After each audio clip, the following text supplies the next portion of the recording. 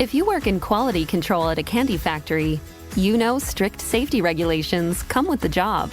It's why you partner with Grainger. Grainger helps you find the high-quality and compliant products your business needs to inspect, detect, and help correct issues. And the sweetest part is, everyone gets a product that's as safe to eat as it is delicious. Call 1-800-GRAINGER, click Grainger.com, or just stop by. Grainger, for the ones who get it done. Your Mystery Theater presents...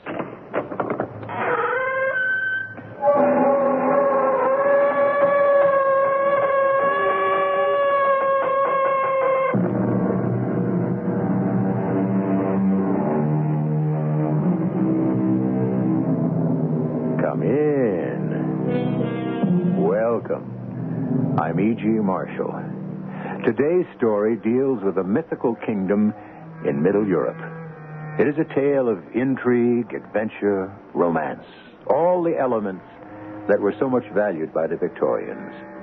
You will meet a gallant, titled Englishman, a beautiful princess, a loyal retainer, and several black-hearted villains, all playing their parts in a place that never was and in a time that is now gone, but which we all look back on with nostalgic longing. Enzo? Who?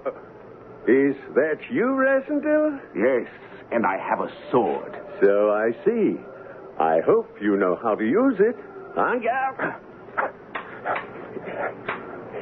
Yes, I see you can use it. Where did you learn? In the Lancers. The Duke thought he was a swordsman too, but he's dead now. And in a few moments, you will be too.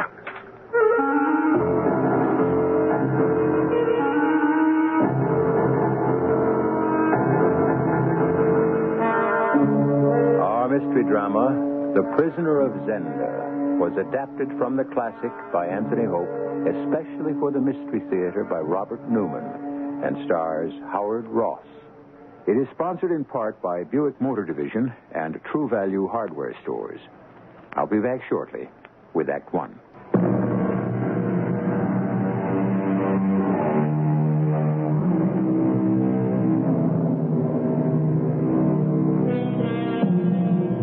Our story begins in a railway station in Paris. Rudolph Rassendyll, a young, titled Englishman, has just discovered that there is no dining car on the train and is buying some sandwiches and a bottle of wine at the buffet. As the man at the counter fumbles for the change, Rassendyll hears a shrill whistle and the cry, "En voiture!" With the wine and sandwiches under his arm, he runs out to the platform. The train is moving. Dodging a guard, he jumps on the step of a first-class carriage, pulls open the door, and enters a compartment where an attractive woman in her late 20s frowns at him in annoyance. You cannot come in here, monsieur. It is reserved. I know it is, mademoiselle, and I apologize. But it was either that or missed the train. And since my luggage is on it, is anything wrong? Wrong? Besides my intrusion, I mean. Because you're staring at me, you know. Oh, I'm sorry. It is just that you took me by surprise. Who are you? My name is Rudolph Rassendyll. You are English? Yes, I am. And you? You are Mademoiselle Antoinette de Maubin. How do you know that? Because you were pointed out to me at the ballet in London a week or so ago. But you're still staring at me, and I wish you'd tell me why. It is just that you look very much like someone else. So much, in fact, that for a moment... You thought I was he. And who is that? It does not matter. May I ask where you are going? Of course. I'm going to Ruritania. Ruritania? Yes, to Strelsau for the coronation of my namesake, the new king. Oh, no, you cannot do that. I beg your pardon. I mean, I think it would be a great mistake, and I urge you not to go there. But why? Because it might be very dangerous. The political situation is very uncertain. Yes, I've heard that. But I don't see how that would affect me. And since, though we've never met, the king happens to be a distant relation of mine. A relation? Yes. And so while I thank you for your warning, I'm determined to go. And now, if you'll excuse me, I'll go back to my own compartment. The next morning, we crossed the border into Ruritania, and in the afternoon, I got off the train at Zenda, about 20 miles from Strelsau. I had heard that it was impossible to get hotel accommodations in Strelsau, so I took a room at the inn, and then, wanting some exercise after the long train trip, I went for a walk in the surrounding forest. I had only gone a short way when I came on a heavy-set, gray-haired man in hunting costume. He was carrying a gun, and his back was toward me. When he heard me, he turned and... Excuse me, Your Majesty. I thought of... But you're not His Majesty. No, I certainly am not. Who are you talking to, Fritz? I don't know, but I think we should find out. What do you mean? Well, no, it can't be. Yes, Your Majesty. If it were not for his clothes, I would swear it was you or your twin. Well, I can see that you're as surprised as I am, sir. Yes, I am. I had heard rumors that there was a resemblance. Well, then you know who I am. If I'm not mistaken, you are King Rudolph of Ruritania. Or will be when you are crowned tomorrow. That is correct. And may I ask who you are? Rudolph Rasendil. Rasendil. Then we're related. Yes, we are. I've never been certain as to exactly what degree. Oh, but I'm forgetting my manners. My aide, Colonel Sapt, my English cousin. I'm very happy to meet you, Mr. Rasendil. And I to meet you, Colonel. But tell me what you're doing here, cousin. Since we are related and since the coronation of a relative does not take place every day, I came here to attend yours. You mean you're going to Strelsau tomorrow? I want a photograph of my brother Michael's face when he sees us together. Impossible, sire. Why impossible? Mr. Rasendil must not go to Strelsau. But why? The situation is confused enough and difficult enough as it is. I suppose it might create problems. Which the Duke Michael would take advantage of. If it will create problems, I will not go. They would not be your problems. They would be mine. Oh, by the way, what first name did they give you? Your name, sire. Rudolph? I'm flattered. Well, Cousin Rudolph, there is no need to decide about tomorrow today. I'm very pleased to meet you. Very anxious to know you better. Will you dine with me tonight? If you have no other plans. I have no other plans. There will just be you, Colonel Sapt, and my other aide, Franz von Tallenheim, and myself. And since we are staying at a hunting lodge with my brother Michael and me, it will all be very simple. Then I will be delighted.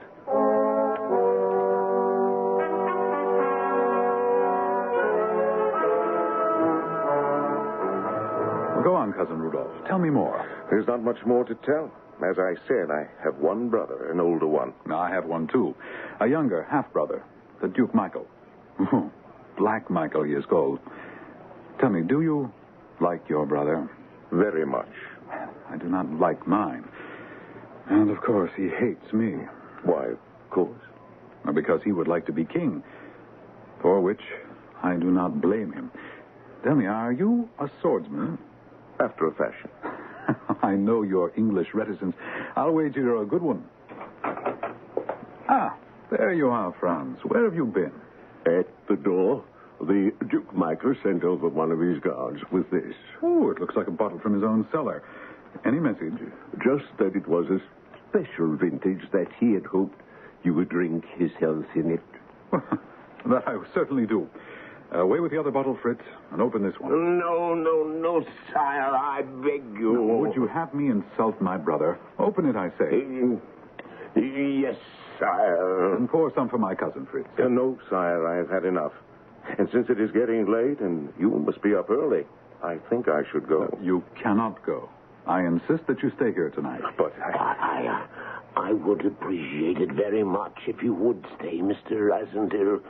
You seem to have even more influence with him than I. And after all this wine, he is going to be very difficult tomorrow. Very well. If you think I can be of help, I will stay.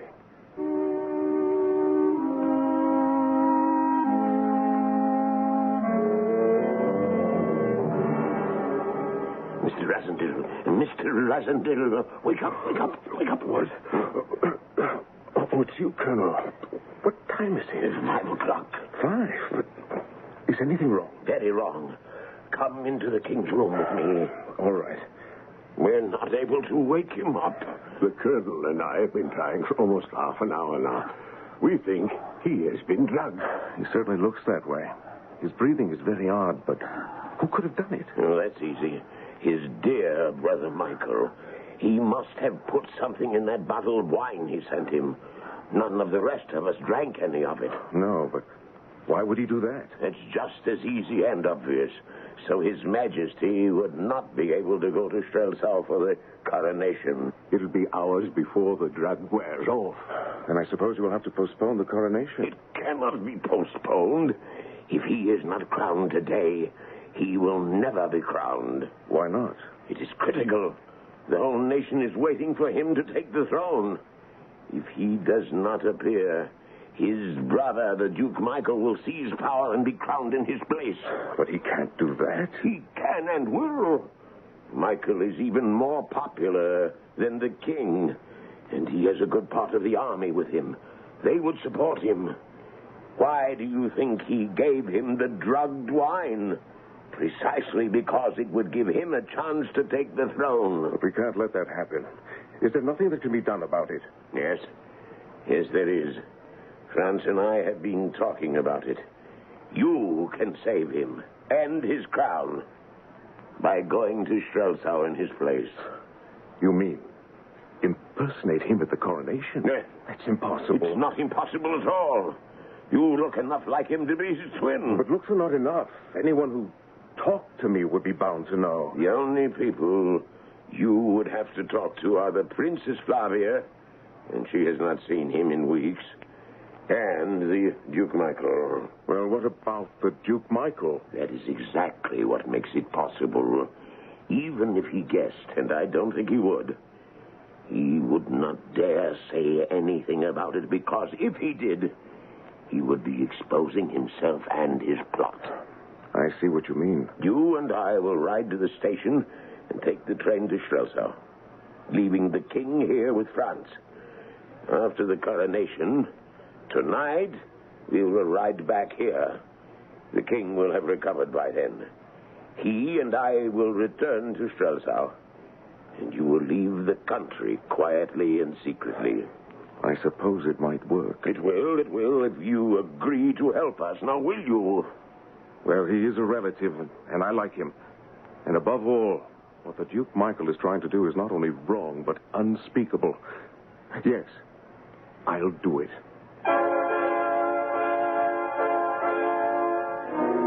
And so, to save the crown for his cousin, Rassendyll agrees to impersonate him for just this one day. But will it be for just this one day? Will the Duke Michael give up his plan so easily? Isn't it possible that there is more danger involved than either Rassendyll or the Colonel realize? We'll find out when I return with Act 2.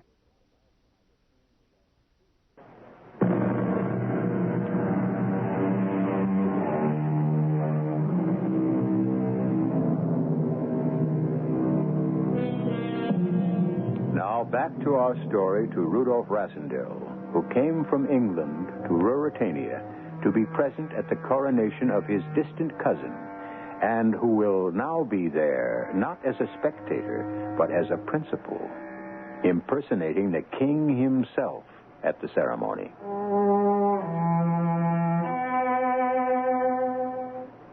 It all went much better than we had any right to hope. The royal train was waiting at the Zenda station, and while it was taking us to Strelsau, the colonel went over everything he thought I should know. When we arrived at the capital, we were met by the king's guard. A magnificent horse was brought up. I mounted it, and with the colonel close beside me, began the procession to the cathedral.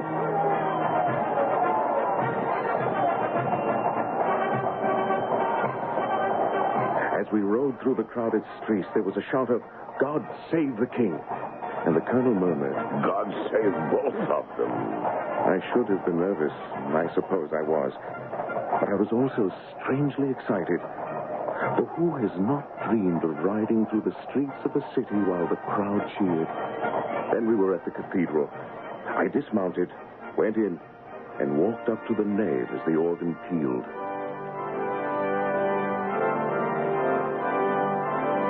The cathedral was even more crowded than the streets, but only two faces stood out, both in front of the altar.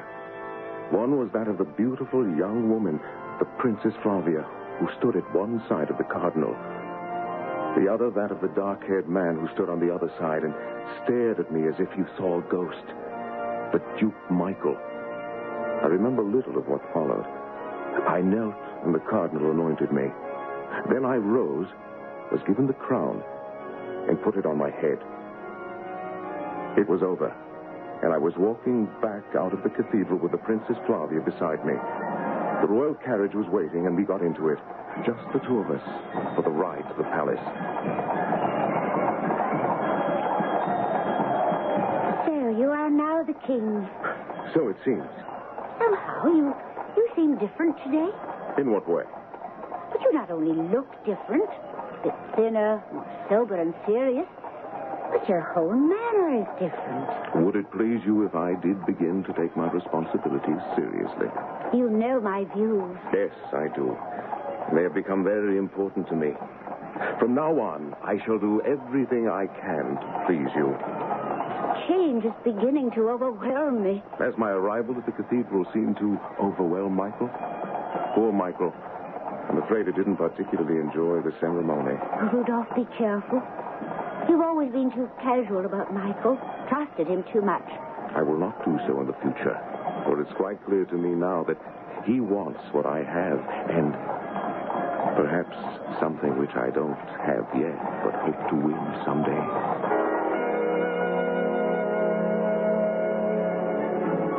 We arrived at the palace, and there was a reception which was as much of a blur as the coronation, except for the moment when the Duke Michael came up to me and... Congratulations, Rudolph.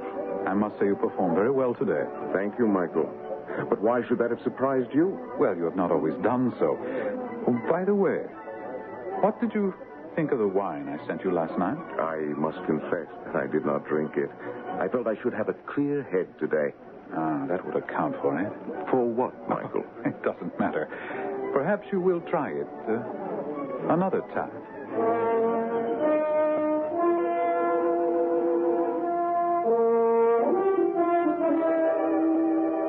When the reception was over, the colonel conducted me to the king's quarters. As soon as we were alone, he embraced me. Oh, Rasendil, you were magnificent. Now, Colonel Sapt. Well, you were. The king himself could not have done better. I'm glad you thought it went well. But there are some things I wish I had been better prepared for. Such as? Why didn't you tell me how beautiful the Princess Flavia was? I assumed you knew. Just how does she and the king feel about one another? Well, they've known one another since they were children. She is better loved than anyone in the kingdom. And everyone except the Duke Michael, that is, hopes that they will marry. We had dinner alone in the king's quarters, and at midnight we slipped out of the palace and rode back to Zenda. My feelings were mixed when we arrived at the hunting lodge. My masquerade would be over now, and I confess that in some ways I regretted it. France! Your Majesty! France, where are you? It's not possible that he hasn't recovered yet, is it? I don't know. Let's look in his room. Good Lord, look! It's not the king, is it? No, it's France. Dead? Yes. And the king? Gone. Michael must have sent some of his men here to get him. France tried to protect him, and they killed him and took the king. Where? Oh, Michael has a castle here in Zenda. Possibly there. You don't think they killed him too, do you? No. Michael must know that something is wrong now. You were in Strelsau when the king was captured here. He may even know who you are. He could know. We must rescue the king. How can we when we're not sure where he is? But if we delay, Michael may kill him. If he does, You, who are crowned today, will continue as king. Do you think Michael wants that? No. His hands are tied. He cannot kill the king or announce that you are an impostor, because if he did, he would be exposing his plot. On the other hand, we cannot call in the army to rescue the king, for then they would know that it was you who was crowned today and not the king. Are you saying that there is nothing we can do? At the moment, no. We must return to Strelsau, and you must continue playing the king until we decide how we can save him. It was almost 5 a.m. when we got back to the capital, and we were both exhausted. I went to bed, and when I awoke, it was afternoon, and the colonel was standing next to my bed. A letter for you brought by a messenger. It's from Antoinette de Maubin. What does she say? That she has something of great importance to tell me, and asked me to meet her alone at 10 tonight in the summer house on the far side of the palace grounds. It's a trap. The Duke Michael must have gotten her to write it. Perhaps not. She says at the end, ask Colonel Sapt who had the most interest in seeing that the Duke Michael does not become king. Yeah, there is something in that. She loves Michael, there's no doubt about that. And if he did become king, he would not marry her. He would marry the Princess Flavia. So she does have an interest in helping us. I think I should go. It could be dangerous. It could. But the king's life is at stake. And so I will go.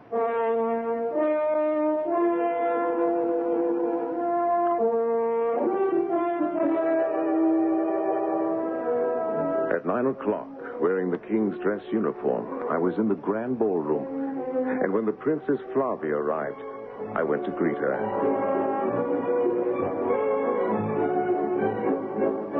Good evening, Your Majesty. Good evening, Flavia.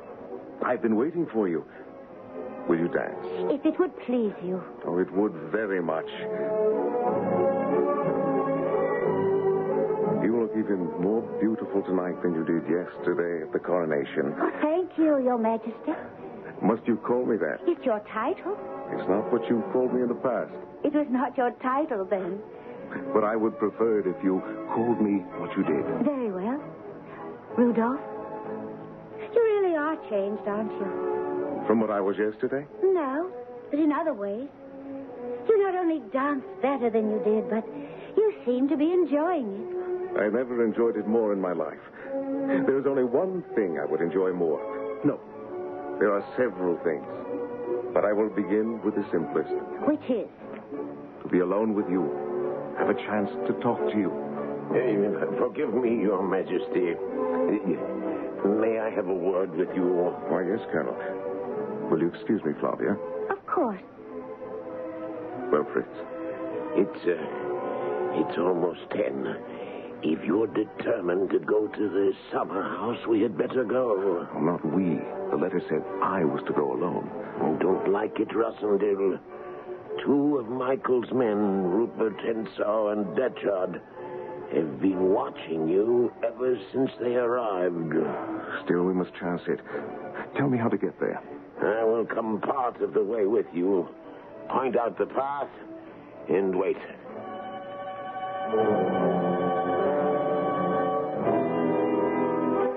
5 minutes later, I was in front of the summer house. The door was closed. And when I opened it... Monsieur Rosendale. Yes. Monsieur Rosendale, you are in great danger. It was the Duke Michael who made me write that letter. I thought as much. In 10 minutes or so, 2 of his men will be here to kill you. You must be gone before then. They intend to kill me here? Yes. Then Michael will declare a state of emergency and seize power. At the same time, he will send word to his castle at Zenda, and the king will be killed and his body disposed of. That is what I came to find out. The king is at Michael's castle in Zenda. Yes. Where? In one of the dungeons to the right of the main gate. I do not know how you can rescue him, but if there is a way I can help you to, I will. Listen. What is that? They're coming. Coming before they were supposed to. It doesn't matter. You've told me what I wanted to know. But they will kill you. I'm sure they'll try, but is there a bolt on the door? Yes, I see there is. Mr. Rasendale? Yes, Zenda. Ah, so you know my name. Mr. Rasendale, I have come to make you an offer. And what is that? Your presence here has made serious problems for someone. The Duke Michael? Well, yes. If you leave the country immediately, he will pay you £50,000. Well, that's quite a generous offer. Do not believe them. Look, they have drawn their swords. If you go out, they will kill you. Oh, perhaps. Perhaps not. This iron tea table will do. Do? As a shield. When I give you the word, open the door. Very well, gentlemen.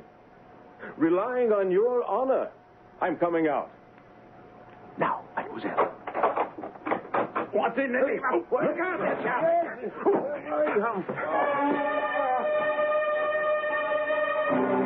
Holding the table in front of me, I hit them like a battering ram.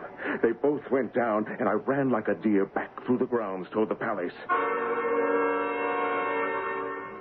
Rasendale, are you all right? Yes, Fritz. But why are you laughing? Wasn't it a trap then? No, it was. But it didn't spring properly. And now there are two very battered gentlemen outside the summer house. Oh, I knew it. I knew I shouldn't let you go. On the contrary. Now I know what we wanted to know. And tomorrow we return to Zenda. The king is there? Yes.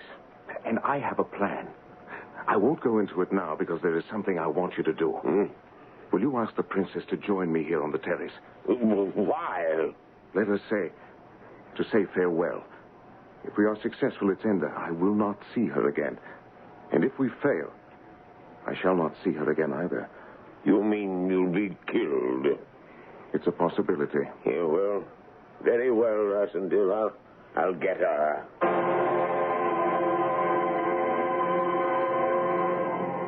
Rudolph, the colonel said you wished to see me. Not just to see you, Flavia, but to talk to you. Or rather, to tell you something. And what is that? Something I'm sure you know. That I love you. I think I have loved you all my life without knowing it. What a strange thing to say. Still, I know what you mean. We've known one another ever since we were children. And I've always been very fond of you. But during this last day or so, ever since the coronation... Yes. I love you, too. My dearest. Oh, Rudolph.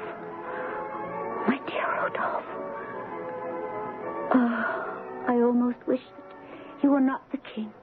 What? Why do you say that? So that I could prove that it is you yourself I love, and nothing else. Oh, my darling. There's nothing you could have said that could have made me happier. I will treasure it all my life. And when I come back, Back? You're going away? Yes. Tomorrow, to Zenda. To do what? Let us say, to do some more hunting. No, you wouldn't go away now just to hunt. It has something to do with Michael, hasn't it? Perhaps. Oh, Rudolph, I'm afraid. It sounds dangerous. There is some risk. But it is a risk that must be taken if the throne is to be secure. For the house of Elfberg. And for you.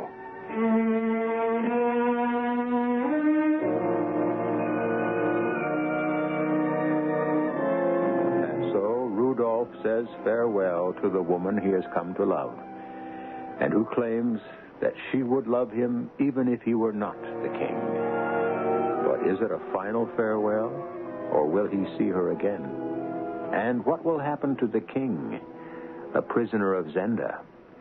We'll find out when we return shortly with Act 3.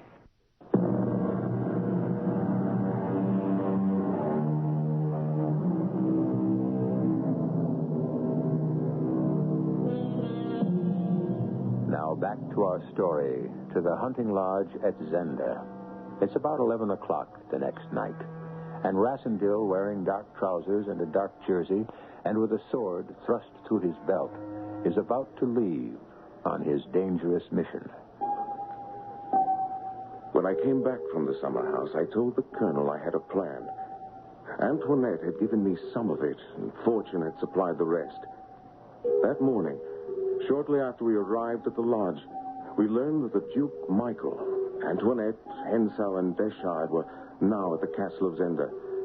There was one servant there who was loyal to the king rather than to Michael. I sent a message to Antoinette through him, asking her to do something. And I told her precisely what.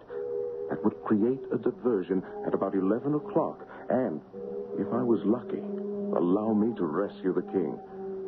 At 10:30, we left the lodge. I, the colonel, and half a dozen trusty, well-armed men, and rode to the castle. We stopped in some trees near the moat, and... I still don't know why you're doing this, Rassendyll. Oh, yes, you do. The king is my cousin. And besides, I like him. But risking your life this way... It's our only chance.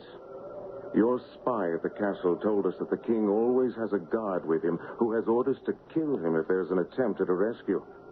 This is the only way we can save him.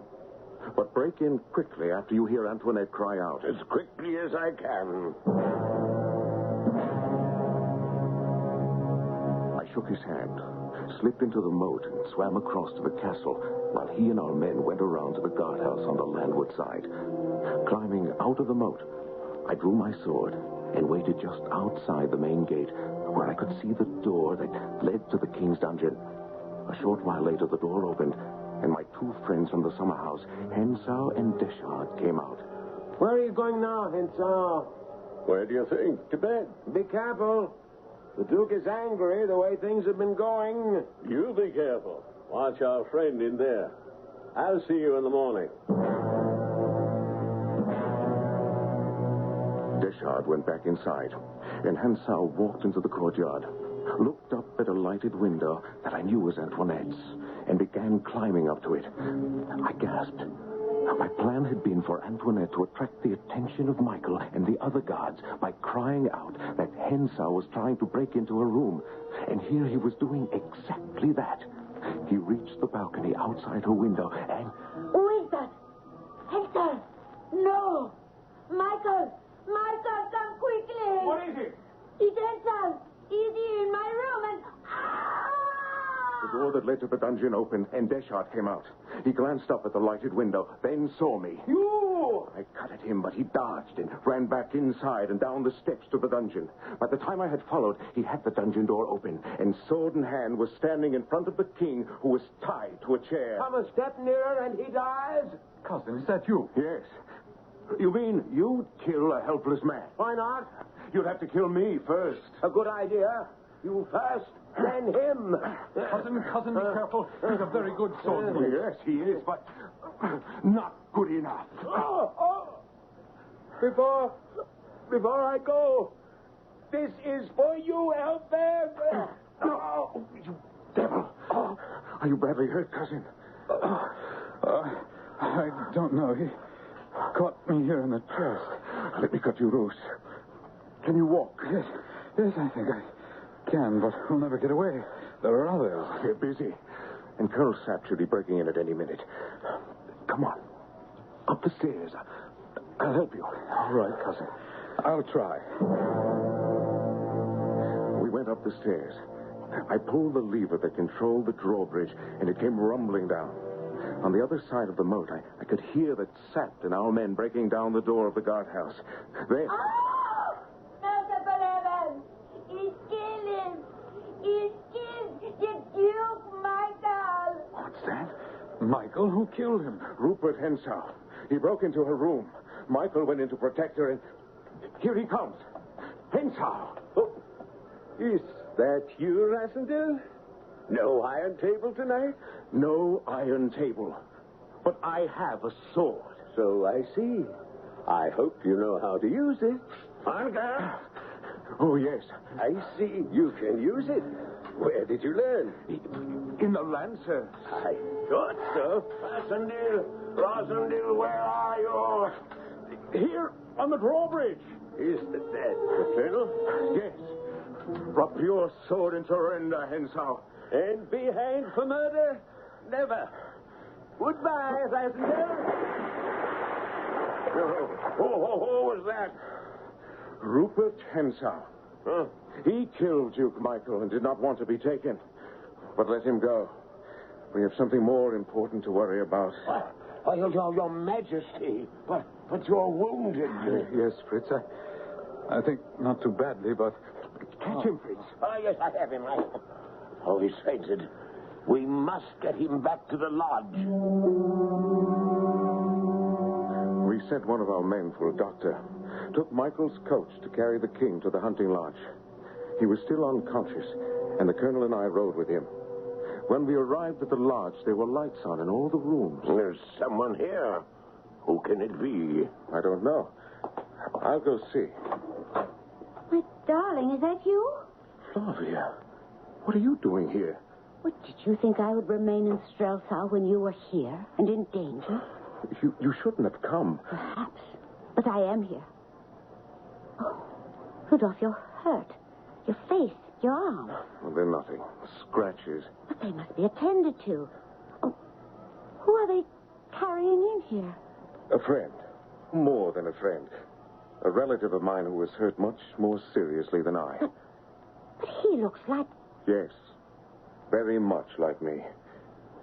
My darling, it's late. If you'll go to your room now, I promise I will explain everything in the morning. I won't go until you tell me where you were and how you were hurt. Very well. I was at Michael's castle rescuing the man the colonel and the others just brought in here. Rescuing him? Michael was keeping him prisoner. But that and all danger for Michael is over now. He's dead. Dead? How did he die? One of his men, Rupert Henshaw, killed him. It was he who wounded me. Something very strange is going on. Forgive me, Your Majesty. Our friend has been taken care of, temporarily at least. Now we should take care of you. What? Oh, yes. Have you called a doctor? Yes, Your Highness. He will be here soon.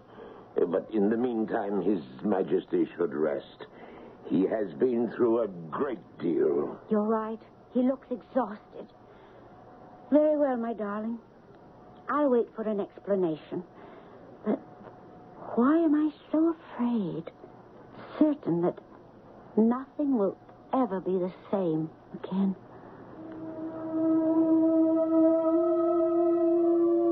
The colonel looked at me sympathetically as we left the room. He thought he knew what I was going through, but he didn't. He couldn't.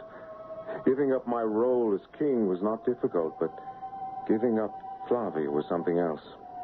And still, what choice did I have? Sick at heart, I went up to one of the bedrooms and stretched out on the bed. I thought I might sleep, but I did not. I was still lying there when the colonel came in early the next morning. The king wanted to see me, he said. Silently, I went with him. Cousin. How are you? Well, the wound is not too serious. The doctor tells me I will be well in a few days. I'm glad. Yes. Yes, I think you are. I don't think I would be in your place. In fact, I'm not sure it would not have been better if I had died. For I think that you would have made a better king than I. Don't say that. Oh, why not, when it's true? I will go now. My work here is done. Yes. And done as no one but you could have done it. You have shown me how to play the king. And I will act as you would have acted for as long as I live. You praise me too much, cousin. It was only by the narrowest margin that I was not as great a traitor as your brother Michael. What do you mean? Yes. Flavia, you have fallen in love with her. Yes. Well, what will you do? Until this moment, I was not sure. I thought perhaps I would just leave, slip away. But now I know I cannot. I must tell her the truth. Yes, I suppose you must. Cousin, I will not try to thank you. How could I, after all that you've done? But I will never forget you. We shook hands and I left the room. The colonel was waiting. When I asked him where Flavia was, he told me. And I went into the living room. I guessed last night when they brought the king in. And this morning I made the colonel tell me everything. What will you do now? I'm leaving. Going back to England. I thought so. I did not unpack my bag, so I'm ready. Ready?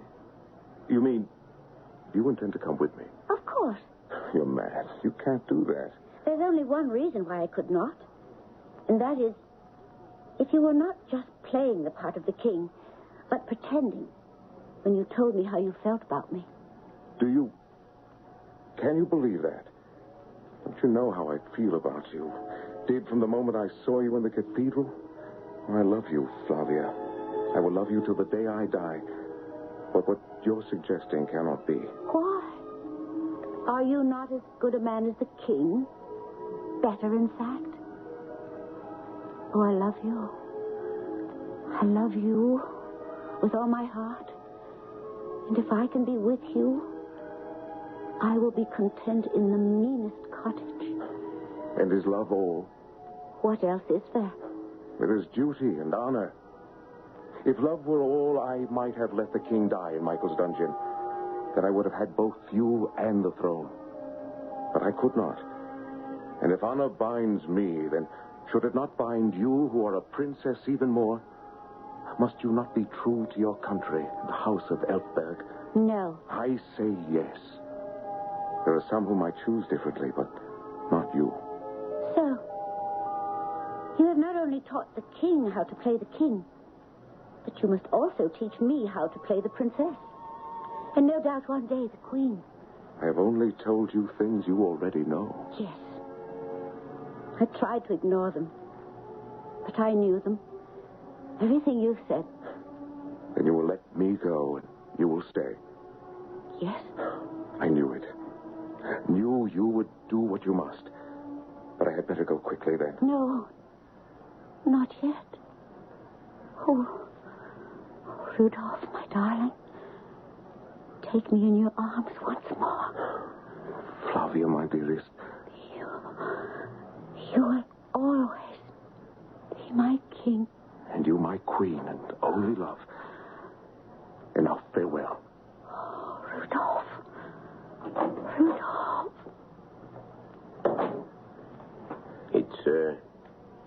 It's over. Yes. What arrangements have you made? I have a carriage waiting. I will take you to the border myself. Put you on the train to Paris. Very well. I have learned something. What is that? I said you were the finest Elfberg of them all. And it's true. What I have learned is that heaven does not always choose the best man to be king.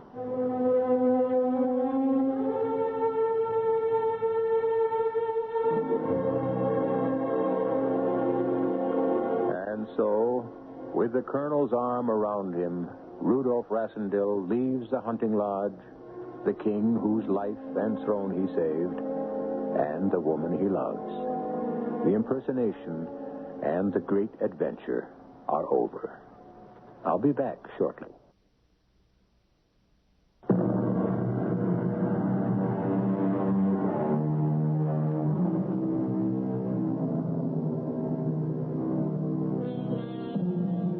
The Prisoner of Zenda is a story about a place that never was, but one that fulfilled the dreams of many. For as Rassendyll himself said, who has not dreamed of playing the king? And playing him more royally than any king could? Who has not wished to do daring and heroic things, love a princess, and, in the end, be strong enough to give up all for honor? You would not have done it? To tell the truth, I doubt if I would either. But then, we're none of us Victorians. Our cast included Howard Ross, Evie Juster, Lloyd Batista, Leon Janney, and Dan Acco. The entire production was under the direction of Hyman Brown.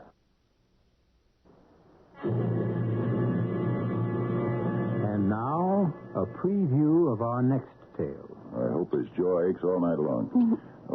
Lily, lock up. And, Doc, don't fall overboard on your way back to the cabin.